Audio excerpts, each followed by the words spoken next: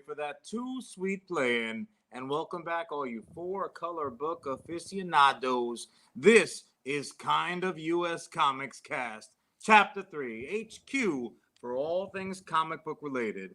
I am remotely John Rivera. Don't let the A on my sweater fool you, because I put the C in CEO, also as well as co-founder of US Comics.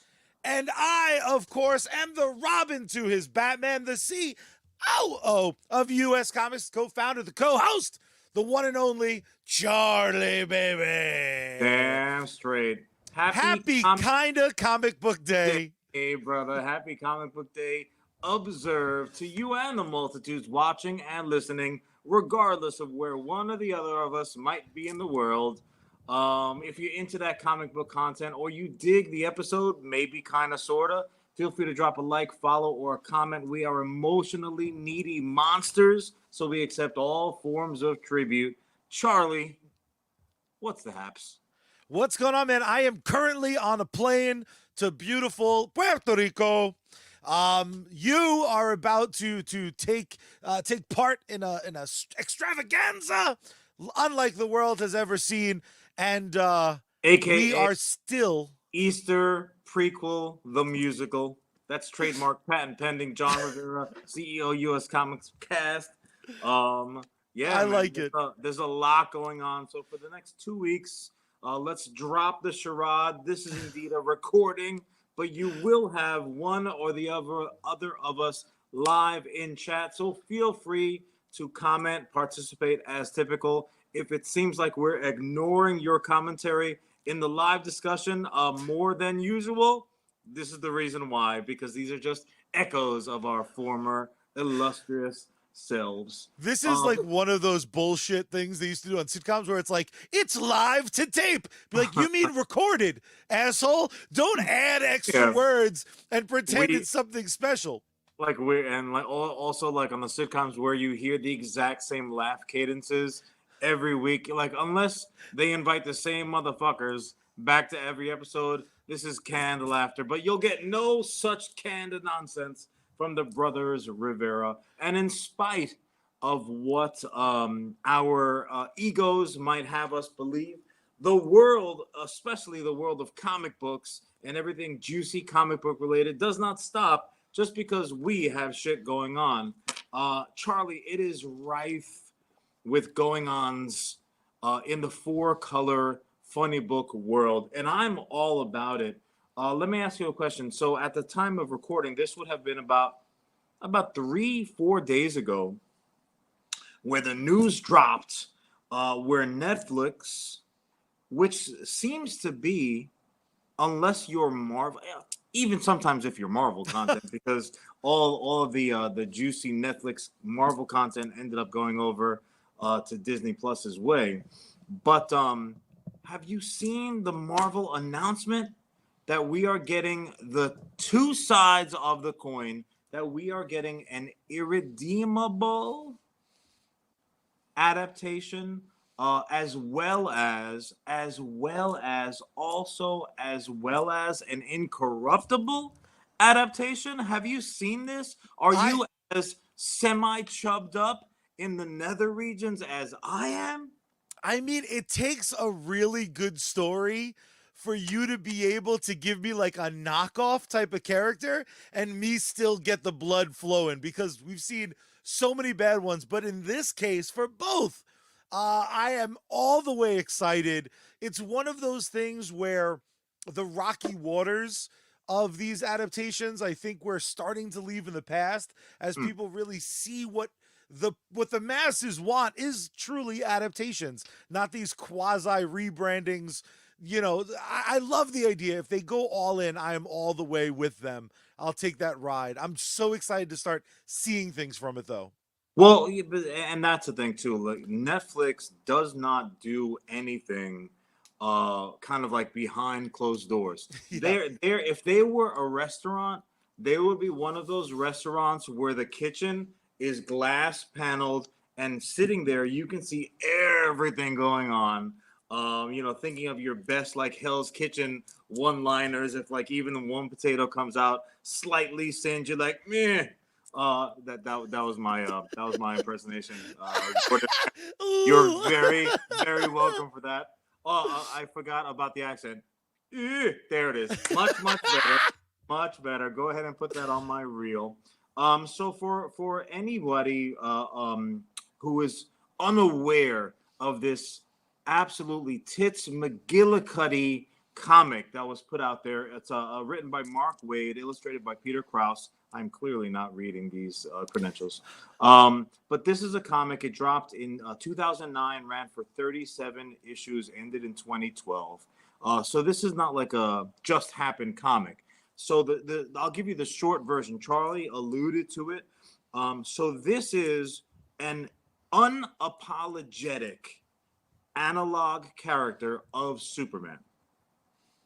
So the elevator pitch for something like this would be Mark Waid is like, you know what's great? Me. Everything I touch is fucking awesome, and it turns to gold. Artistically, creatively, financially, super duper. But you know what? I had an idea.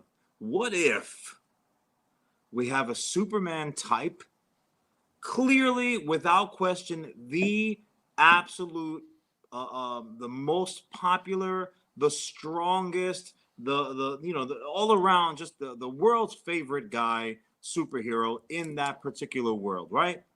Going about his business, fantastic on his own, but also as well as he can go ahead and do what he needs to do in the form of a collective. And I'm talking about the Paradigm, who also likes to run around saving the day with some special abilities. Not quite the Plutonian level, because this character is called the Plutonian. So clearly, again, unapologetic analog of Superman. You switch up a couple things, where he's from, what he looks like. This cat doesn't have the spit curl, not the old red, white, and red, yellow, and blue. So he's got a different color scheme, but he is clearly in another world. If there was a multitude of multiverse of madness going on here, this would be like an alternate version of Superman. Bark Bent is his secret identity. That's how close Exactly it is. right. But something goes astray, as is almost always the case with Superman analog characters. Something's rotten in Denmark, and this mother sucker, no spoilers. I'm sorry, I meant the opposite of that. Spoiler fucking heavy. This cat ends up killing a multitude of people, and I'm not talking about the like cutesy type of superhero deaths that we've kind of seen more recently on the screen, big and small. I mean, this is like genocidal. Think of Thanos snap if you saw it and it wasn't just like barbecue residue up in the air, where it was like some vicious, bloody, visceral nonsense. And It's this the character, Thanos snap if he went around headbutting everyone to yeah, death if he was one at a time. snapping their heads off. So this character, the Plutonian, literally now becomes irredeemable because of these terrible things that he does. And I will not spoil the actual premise of the story. But it's what happens now. Superman has gone fucking rogue. This is a cat that can, in essence, do whatever he chooses to do on a worldwide scale. What we gonna do? And that is indeed the show. We'll touch on Incorruptible either later on if time permits, or maybe a different episode. But Charlie, this is one of those stories where you sit back, you're like, damn, what if? Right? What if that freaking happens? So let me ask you this question as we kind of kick into it. The first time that you read it, like I know certainly the aesthetic of the Plutonian as it was illustrated, as he was illustrated, I wasn't immediately like, oh, Superman ripoff. It was not that at all. As I started to read and see what was going on, I was like, oh, snappy nappy dugout. But then it clearly became like, all right, well, this is a what if Superman broke bad type story. So when you were kind of, what was your initial reaction? I know how I felt about it as a huge Superman fan, but tell me how you were like in those first few pages. You got the books for me. You're welcome. This was a book by like issue 3. You were like, and fucking read these. And it was the first time an analog of Superman went this this bold. This is before I read Invincible. This is after, though, I was bored by like Supreme, let's say. So this Mhm. was the first time they took the Superman character and weren't just doing somewhat of a carbon copy. So seeing him kind of disprove the Batman theory, where it's like, well, with enough time, like there was no fucking stopping this bald buzz cut son of a bitch. The Plutonian was kind of proof in the pudding of like, if Superman decided, we're fucked. And there was something so exciting about that concept. What felt like the first time it Exciting was, slash undie filling. my God, I mean, just the sheer brutality of it was something that you would never see in the big two. Like as genre defining as Marvel and DC are, there's that line. No matter how fucking crazy Punisher gets, there's a line. This said, fuck that line. I'm gonna cave its skull in. It was just super exciting to read that story and So to see it let me play ask out. you this though, because again, you bring up a good point very early. So Boom Studios are who put this comic out, and how do I put this? The indies, for lack of a better term, and some are so galactically larger than Mhm. others that it seems almost fair. So I'd prefer just to say like outside the big two, um, they have a penchant for kind of going big, right? They swing from their heels often, and a lot of times that can be, you can really only go, you can either try to pull the ball or or push it depending on what side of the plate you're swinging from. So what that means is like if they're going to go big, they either have to go ultra violent or like kind of sexy time, push it for adults, or language being thrown in there, 6 of one half dozen of the other. So Boom Studios was like that would really put that on the map for me. You tend to end up following writers to the point where you're like, I look for names way more than I look for like logos or Yeah. company icons. So was that the first time where you kind of had a visceral reaction to what was happening on the page, or was it more that it was a kind of Superman doing it? I think it's a combo. I think it was so visceral because it's so clearly wink nudge. It's Superman. Like they're not disguising the story that they're telling. They're changing what they have to. So for me, every page read like my Superman, like you said before, Breaking Bad. So I think it was empowered by the fact that it was watching in my head Cal do all this shit. It was just that right sort of brutal, because I've read brutal comics before, but this was really the first one I saw where it was superhero based and not like war based or specifically about the violence like a samurai comic where people No are getting doubt, no doubt. decapitated. I feel you. And So so the one Guru the fed the other. Wanderer might have been the first time I was like, God damn! And they had to draw him like a little fleshy peanut in order to get away Yes. with any of that stuff. I was like, I guess this is okay. But yeah, so I mean, I think we are both officially on board as saying we're very much looking forward to the adaptation because you know what? We'll always have the comics. So Netflix has caught a couple of bruises, a little black eye. Several of their recent adaptations of some of this work has not been necessarily received particularly well, or has been like super Netflix successful comparative to some of the third party flicks that we have gotten and we've spoken about here. But I'm still, regardless of Jupiter's Legacy, regardless of damn I don't know, you can fucking rip them off. I didn't write them down. I don't like to think about that stuff. But that all being said, I know I am, and I think you are as well. We're looking forward to the adaptation. We haven't had it yet. It's only been now on the flat page. I'm juiced to see. I love the concept, so show me what the hell you got. But it raises for me a very interesting point. Superman analogs, Superman carbon copies, whatever you want to call them, Superman ripoffs. They could almost fill up their own damn Justice League or Avengers, Twice worldwide, over. or Justice Society. Like there are so damn many Superman wannabes. Yeah. out there. And it's what's interesting to me is, especially in the more recent years, they tend to be in this same mold of like It's, Superman, but bad though.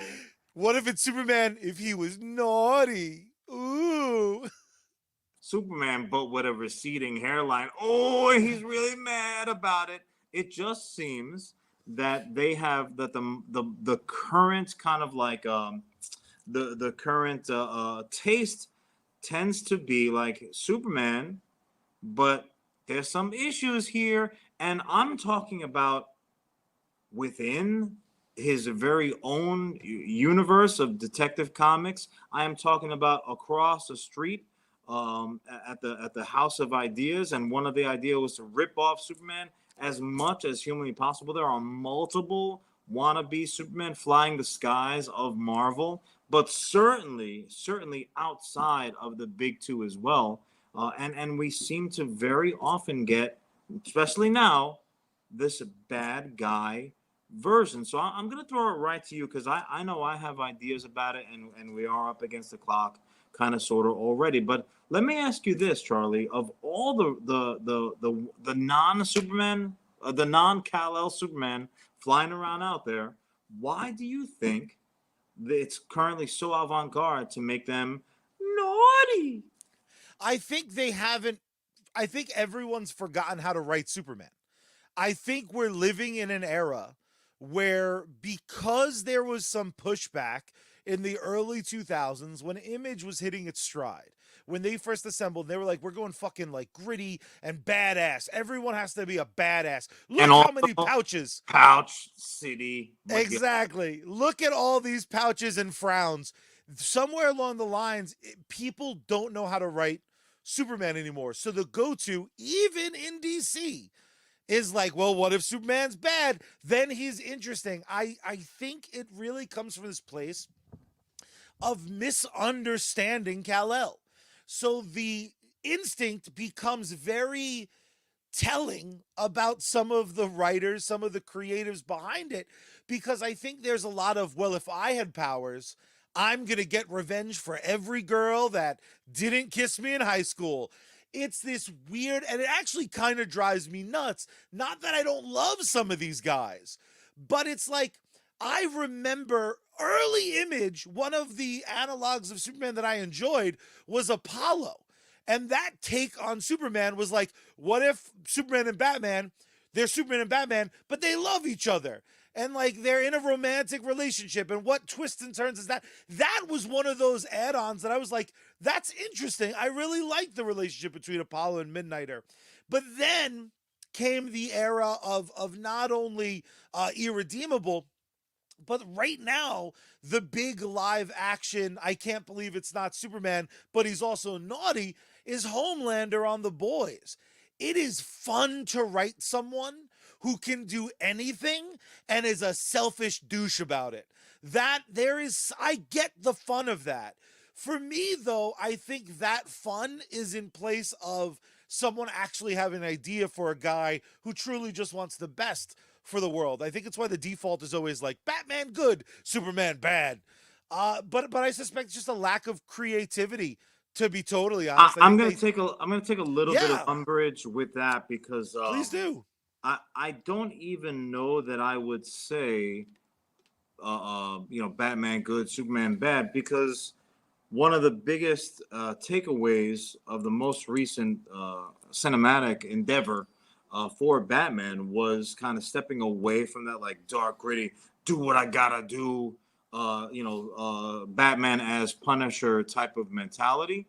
But I will agree with you that Homelander was like a very refreshing, was maybe, how do I put this? The world that Homelander lives in is far more original than like Homelander's visage, right? So Yeah, Homelander is just blonde Superman broke bad. And I'll say though, maybe as bad guy Superman go, he might be closer to Kal-El than you would lead on.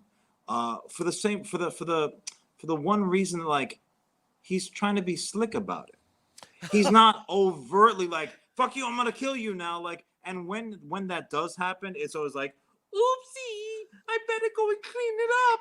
Like he is not publicly being a douche about what he's doing, as opposed to the Plutonian, who calls his shot before he takes it and eradicates thousands of people at a time. You know what I'm saying? Like, Absolutely. fucking In that the homeland is regard, sweep, sweep, sweep. You didn't see nothing here. Got to ring out the mop. Where is the lie? We got I will trouble. I will say the thing I appreciate about Homelander in general is the fact that he is like kind of a conniving douchebag about it. Because even Invincible's dad just woke up on a Tuesday and was like, fuck this smiling bullshit. Omni-Man's his most purchased item on Amazon, or like whatever, the Invincible World's version of Amazon. It probably is still Amazon, because like that's where at least the current That now it's Amazon if it wasn't before. But like his most purchased item is the mustache comb, because he's got he's got more brain matter and skull and stuff to sweep out of it. Yeah, I was exactly gonna go there. So from Homelander, who again, with the live adaptation we're also getting from the good folks at Amazon. I'm assuming there's some good folks there. I don't know. But yeah, Omni-Man is very much also as well as an example of like, I'm Superman, but I'm gonna do dirty things, but I'm gonna keep it on the low. And with my superhero, don't tell mom. I can You'll get in trouble too. But yeah, like he is not overtly a baddie the fucking way that Plutonian is. So in this world of evil Superman analogs, Plutonian, he really kind of creates a sub genre of like, fuck, stop me if you don't like it. He is like the football team that is running up the score on like a poor last place team that they're just looking forward to the draft. They're like, God damn, you beat us. It's 55-0 already. Are you really going for the 2-point conversion? And he's sitting back. He's like, eh, fucking stop me, bro. My job is to score points. Your job is to stop me. So when he breaks bad, he's like, fuck this white, fuck this cape. I'm a bad guy now. Do something about it. So Plutonian, to me, that's what I love, his vim and vigor. He embraces that bad guy itis, and he obviously nobody in comic world is just like tee. Even now Joker, who was like the ultimate tee, I'm doing what I do because I'm crazy. They're like, no, you're super sane. That's a superpower now, so you're really the most sane. And even he's not happy about that shit. That's the one thing that wiped the grin off of Joker's face. He's reading his own comic like, he's like, what the hell? Joke's on me. Bullshit? So anyway, with anyone who's sitting back here telling you that the Plutonian is not the most overtly bad guy of all the Superman analogs, would be a goddamn liar. Just like George Lucas, and just like the guy that said John has a legitimate shot to take right now, because it's actually going to be, as Charlie referenced before, a shot of espresso in my tall, black and hot. Put him up, Charlie. Han Salute. Sometimes it was coffee. Blink. Cheers. Oh, we're recording this kind of early. I feel dirty taking that shot. Hey, man, Bailey put that work in. The least he could do is appreciate it. Now, John, we ripped through a couple. We ripped through a couple, Charlie. Yeah. So you keep on ripping through some of them that you got over there on the list. There are some of them that I like appreciate, and then there's some I hate. And one of the ones I fucking hate is Sentry. I hate the way Sentry looks. I hate the way Sentry acts. Now, do you hate Sentry or do you hate the Void? Oh, look at you with the deep cuts. Look, I'd rather deal with the Noid than fucking either of Sentry or the Void. Say the Noid as in Pizza Hut's Lex Luthor, or did you say yes. the Void? No, I said the Noid. I love that so much. Pizza. Now I want pizza. For me, it's the highs are incredibly high, like we mentioned, Omni-Man, and the lows are just fucking exhausting.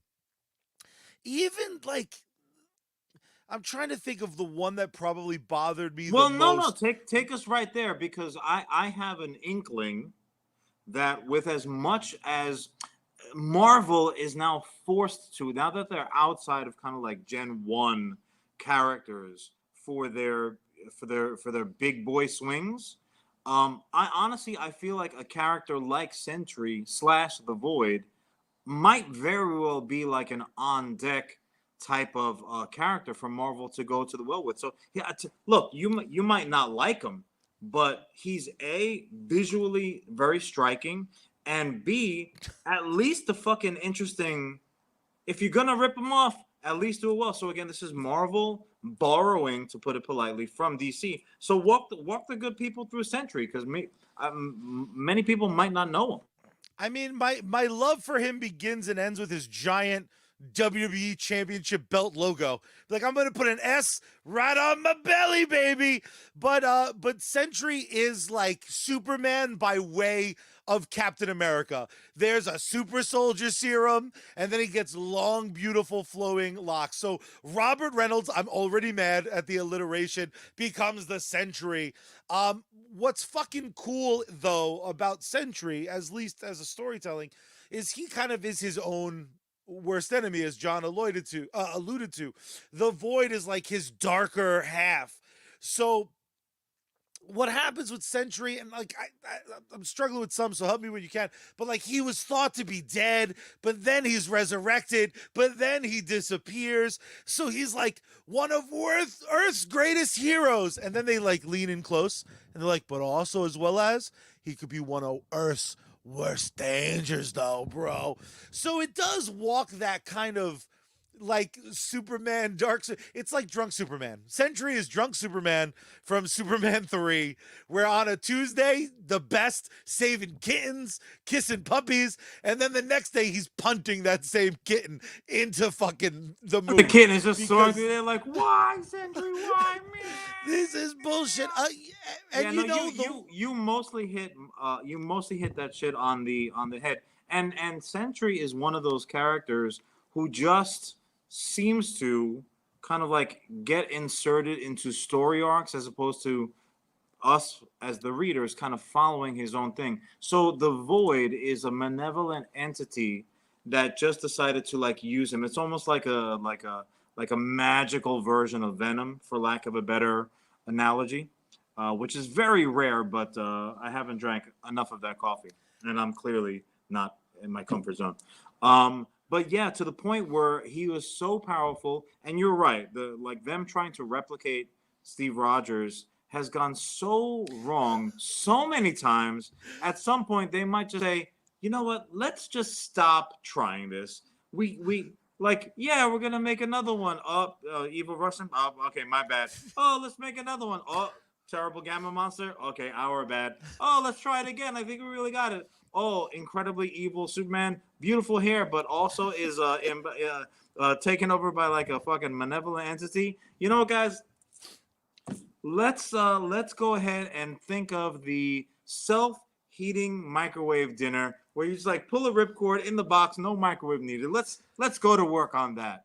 You know what the problem though, John, is in the Marvel universe, there are so few heroes or mutants you could turn to. Like giving one of them a job and just make like you get to work for the government. It's always this bullshit where they're trying to craft it the opposite way. Has anyone called Scott Summers and been like, bitch, you want a job? You work at that school for free for fucking wheels. How about we call you Cyclops, man? Charlie is always and forever always stumping for freaking Cyclops, who's like, oh yeah, the guy with the laser vision. No, he's got laser fisticuffs. His laser beams punch you. They don't even cut shit in half. No, but Sentry specifically, he was so dangerous on the Marvel forefront that they just kind of went to the old standby Reed Richards and Doctor Strange. He said, you know what? Let's pull a Spider-Man No Way Home. Make everybody forget that Sentry even exists. That's how we'll fix this problem. The old proverbial magic science, sweep them under the rug. So I totally the get equivalent that. of you cleaning your childhood bedroom. Be like, in the closet you go. Let's just get Century's talk. Get your fucking And Fabio hair looking ass in there. as someone who is looking for something mashed into one of Charlie's drawers, I can tell you that the legacy lives on because Charlie has adopted that policy himself. Funko Pop, new pair of socks, a half shovel, Casey Jones mask, Just ridiculous. So iPhone 2 charger. you know, like within Superman's own fucking house, you have all by design Bizarro is there, like, oh, it's Superman, but not, but here's something really wrong. And legally, the court battle over Captain Marvel / Shazam, that was literally like, they're like, well, you know what, we need a Superman, but Mr. Majestic was like Superman, but like he came from War World, and like all the problems. This is literally going to be the titles that you see. We're going to put Superman on the shelf for a little bit. Like DC themselves have kind of sometimes gone crazy trying to give us other Superman stories. But to me, one of the ones that like really fucking stood out was, I appreciate creativity. Like when someone puts in the work, so to speak, I say a nice thank you in the way of doling over my greenbacks.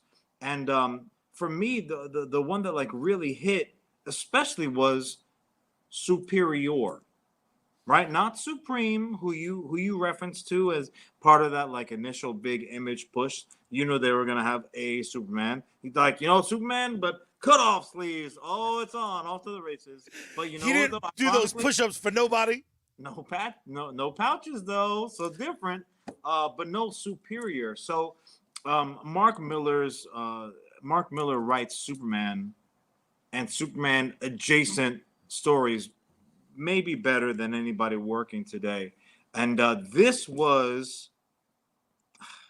I'm just such a fucking nerd and a mark that like when someone, in addition to like this their natural talent, when they like all the shit that I like, just like so well done. So he put out this freaking story that was almost like an analog mashup of Superman and fucking Shazam / Captain Marvel. Do you know Superior particularly well, or like just Not really. All right, That was one of those ones I was in the stages of like, knockoff Superman can go fuck themselves. fair. That's more than fair, and you know you're always allowed at one point of your life one of those phases.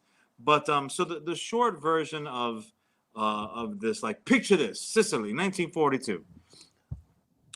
Here's a kid, a little kid, handicapped kid, big a big comic book fan, like loves that kind of like world of superheroes, blah blah blah blah blah.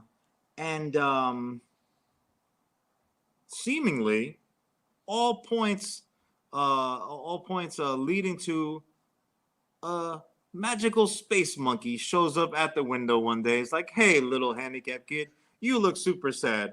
What can I do for you?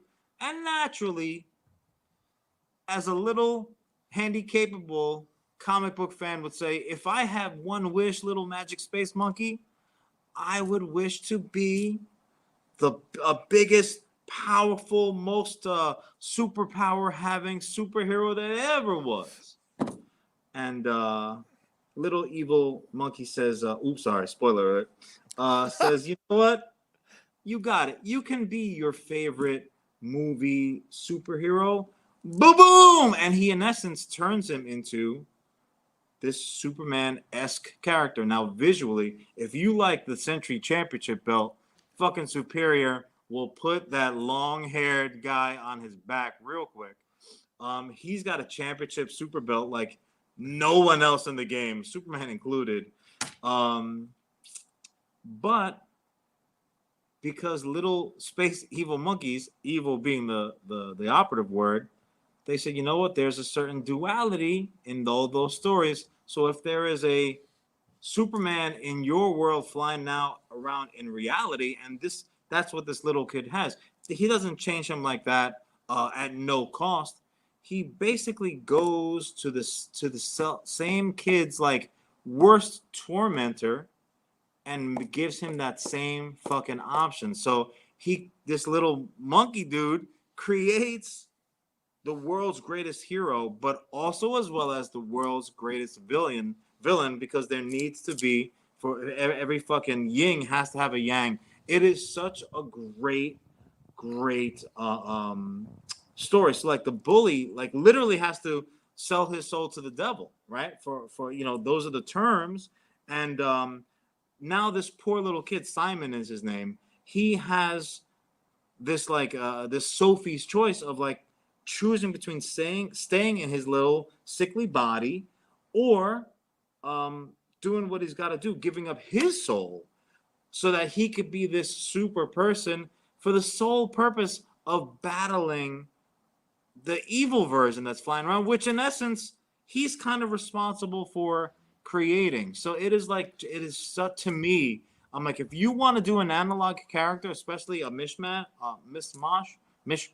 upside down, flip, flap, wada wada ding dang, ooh ee, ooh ah ah. If you're gonna do it, bro, do it big. That's how you swing from the damn. I mean, what I really love about that is that evil monkey was a lot like our parents. They made an evil one, and then a decade later, they had to counteract that shit with a good one. So that we're caught in a constant battle of good and evil. You are very loose with the usage of the word good right now. That is some crazy fucking talk.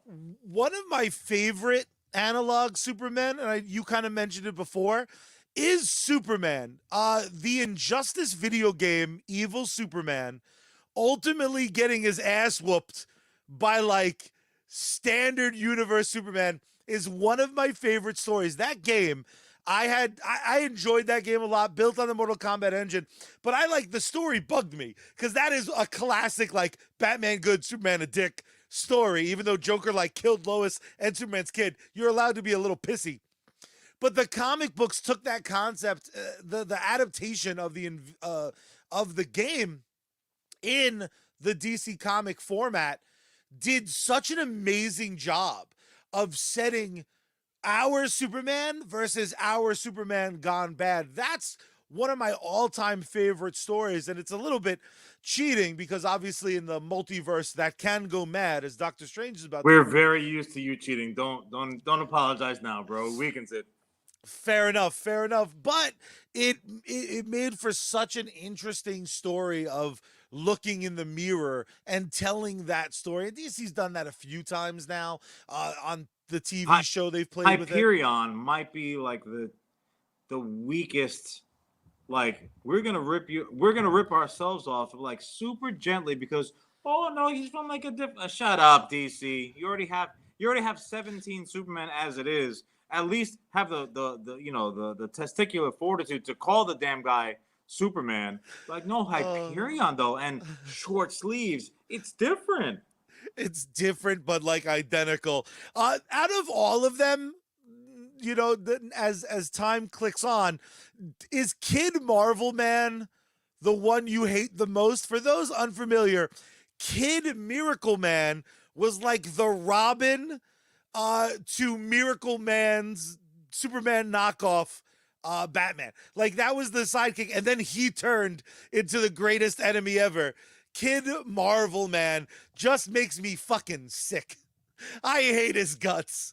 Alan Moore so rarely has a misstep that sometimes you need a little help. You're like, hey, do me a favor. Can you step in real quick and fuck this up? Because otherwise, this just might take over the world. Miracle Man, to me, almost got like put on the shelf. Like it was one of those things where like this is too dangerous for the people. It goes above and beyond because that is Miracle Man is such the stripped down telling of like that Superman tale that with so many moving parts in comic book dumb that were going on right at the moment. It's only now, literally, it took like decades for that to get properly dusted off, and now we are going to finally see Miracle Man, maybe the best version since the first version. That's absolutely not my least favorite. My least favorite would go back to Big Red Banner Marvel. My least favorite is easily Gladiator. So Gladiator, for anyone who is unaware, Gladiator is more of which makes sense, at least partially, is more on like the galactic side of the Marvel storytelling, with the Shire Empire and jibbity jabbity. This is Superman as like a slightly okay. Let's rip off Superman. Let's put him in blue and red and yellow. Okay, so we got that going for us, right? But we'll give him a giant fin on his fucking head mohawk, so that'll be fine. But you will also give him a blue skin tone that is riotously, unforgivably close to the skin tone of his fucking uniform. So to a certain degree, it looks like he's kind of just flying around there naked. And I get it. Like Superman clearly puts in his crunches. He does some reps. He wakes up early to put in the mileage. He's listening to the Rocky training montage like everyone else in the universe. Literally in the universe. So yeah, have him naked every once in a while. I gotta show off what's going on. But Gladiator just looks naked because so little thought went into that process. If you're gonna look naked, just do it. Like have the balls, pun intended, of fucking from Watchmen. Our big blue dingaling swinging around. If you're gonna go, my girlfriend will stop me in my tracks if I try to wear the wrong color tan bottoms. She's like, "Bitch, that looks like your thigh. Stop." No, like, to enough. the point where they don't even make tan bottoms. No. You want aisle 7. Aisle 16 is a little too close to your skin tone, my friend. Or go hit the tanning bed. I look like I'm Winnie the Poohing it in the wrong color. John, thank you so much for joining us from your secret base. What's your last thoughts on Irredeemable in general? I also want to know your final feeling on these characters that are, I can't believe it's not Superman. Do you love them? Is there a place in comics in your heart for those sort of stories that don't directly affect it? And then take us home.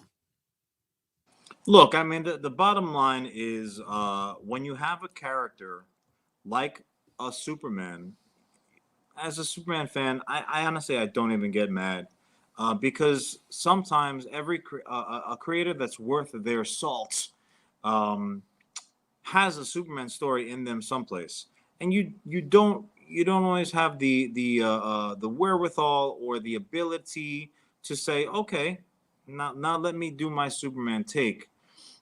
So sometimes you got to get a little creative. Sometimes not as creative as other people might like, but you still want to get that story out there.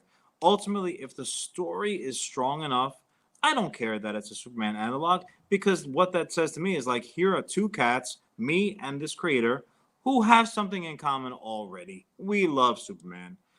So I will sit and read and watch what have you, whatever the hell you got, because we started at the proper place. I will say this, though. Come correct or don't come at all, because you are now basically dalliancing, skipping to the loo, my darling, in hallowed ground. So swing for the fences, make it a good damn story, make it worth the possible litigation that you might be looking down the barrel of if you have to tell that damn story. I like your style, John.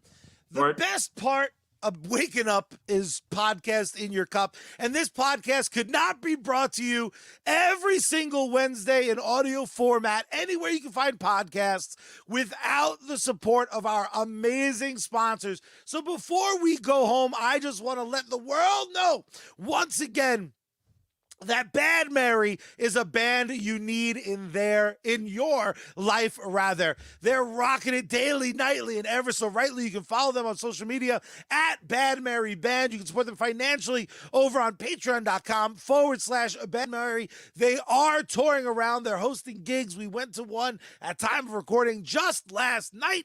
They absolutely crushed it. They have a new LP out, available everywhere you can stream music. Bad Mary, show them some love. In just a minute, you're going to hear another one of their new tracks right off their brand new album. But John, we have their ear holes covered. They need something to watch. Why don't you tell them about our other amazing sponsor? Hell yeah. Where we dropping is the question to ask. It is with Sergeant Finesse. He is the answer. Find him on both Twitch gaming and Facebook gaming, multiple streams every day, outstanding video game content, supporter games, co-streams, giveaways, contests. Don't be a sucker. Check them out today. If you need to pick me up, follow the White Rabbit over to sneakenergy.com. I wish I had some here. I do not. Use code SGT at checkout if you're looking for some fresh new gear. Oh, sucky. Rangers with the win at time of recording. Go over to geeksunleashed.com. Use code SARGE. That spells Sarge at checkout there. When the Sarge is on deck, you salute. GG, son. Let's take them all the way home. Make sure you like this episode. Make sure you share this episode. Tell a friend. Scream it from the rooftops. If you're watching us on YouTube, also watch us on Facebook. If you're watching us on Facebook, also listen to us anywhere podcasts are available. John, let's get to that tunage. How do we take them home? You know, this kid is screaming at us as if he was not on vacation with his feet up and sand in his rear and pubis. But the kid is right. When he's right, he's right. Turn the power on. Bloop. Turn the volume up. You gotta tune Bad Mary and open up the window wide and scream out into the night sky. Save me, Space Girl. We out.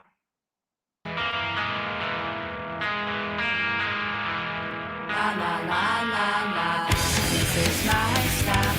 Got to get up. I may go pop. Excuse me. Excuse me. I got to be direct. La la la. If I'm wrong, please correct. La la la. You're standing on my neck. Look right through me.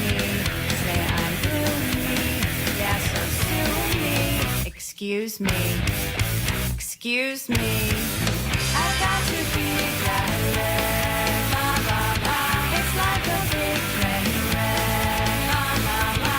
You're standing on my neck. La la la. You're standing on my neck. La la la. You're standing. Nothing is like I planned it. So funny I can't stand it. Wish I was made of granite. I must be on another planet. La la la la la. La la la la la.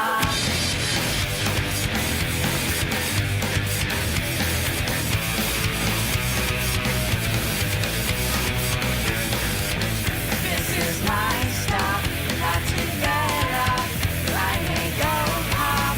Excuse me. Excuse me. I got to be direct. La la la. If I'm wrong, please correct. La la la.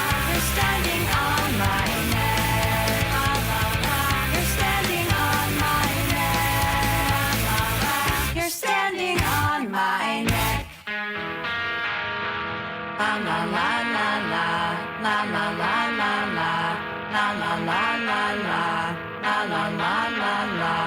La la la la la. La la la la la. La la la la la. La la la la la. La la la la la. La la la la la. La la la la la. La la la la la. La la la